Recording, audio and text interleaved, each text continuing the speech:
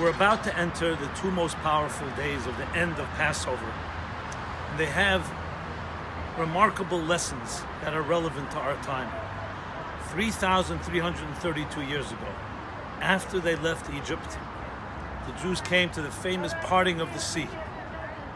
What is the significance of the parting of the sea? That for the first time in history, unprecedented, land exposed as the sea parted. Land represents our material lives. The sea, the mysterious sea, represents our spiritual lives. It's exactly what's happening now. The pandemic has halted, has split, and exposed a spiritual awakening in what was always our material, consistent lives. Literally like cutting through and demonstrating to us that the world as we know it is what you see is not what you get. There's a whole dimension of reality. Who would have thought that everything can just cease and pause? And not only we would survive, but we would discover a whole new dimension of ourselves.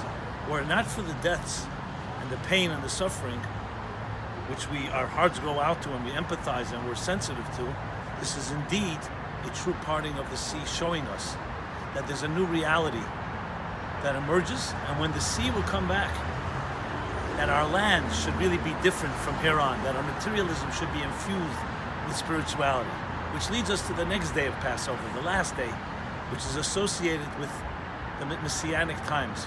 Messianic times sound very mysterious, very exotic.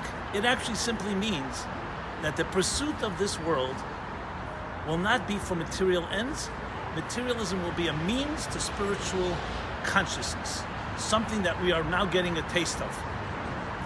So both these days teach us a deeper dimension about ourselves. In the year 1938, which was a very tragic year in Europe, Nazi Europe rising, especially regarding Jews, the previous Lubavitcher Rebbe gave a talk, and he said, in the name of his father, the Rebbe Rashab, the fifth Chabad Rebbe, that seventh day of Passover, all the gates are open. All the gates are open. And the Rebbe once said in one of his talks, like Yom Kippur. So this is an opportunity to ask for everything we need, whether it's physical health, spiritual health, psychological health, income, stability.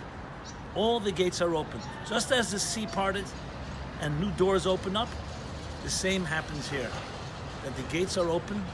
God should bless you all, each one of you, every one of us.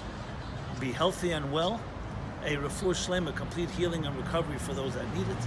The rest of us should not only survive, but thrive and discover new dimensions as our seas are parted and a new reality emerges. Everyone have a very good holiday, and may we really have blessings showered down to us as these gates that are open on these special days.